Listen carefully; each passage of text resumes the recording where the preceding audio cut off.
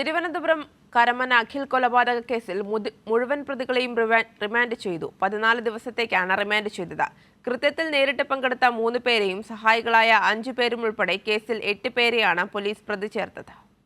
നാടിനെയാകെ ഞെട്ടിച്ച സംഭവമാണ് ഇക്കഴിഞ്ഞ 10-ാം തീയതി തിരുവനന്തപുരം കൈമനത്ത് നടന്നത്.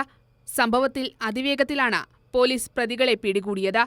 കൊലപാതകത്തിലെ 1-ാം പ്രതി വിനീഷ് രാജ്, 2-ാം പ്രതി അപ്പു എന്ന അഖിൽ, 3-ാം പ്രതി സുമേഷ് എന്നിവർക്കൊപ്പം സഹായികളായ അനീഷ്, കിരൺ കൃഷ്ണ, അരുൺ ബാബു, ഹരിലാൽ, അഭിലാഷ് എന്നിവരെയും പോലീസ് അറസ്റ്റ് ചെയ്തു. കേസിലെ 3 പ്രതികളെയും അരുൺ ബാബു, അഭിലാഷ് എന്നിവരെയും മജിസ്ട്രേറ്റിന് മുന്നിൽ ഹാജരാക്കി റിമാൻഡ് ചെയ്തു. 14 ദിവസത്തേക്കാണ് Thiruvananthapuram first class judicial magistrate കോടതി പ്രതികളെ റിമാൻഡ് ചെയ്തത്. റിമാൻഡ് കാലാവധിക്ക് ശേഷം പ്രതികളെ കസ്റ്റഡിയിൽ വാങ്ങി വിശദമായി ചോദ്യം ചെയ്ത് തെളിവെടുപ്പടക്കമുള്ള കാര്യങ്ങൾ നടത്താനാണ് പോലീസ് തീരുമാനം.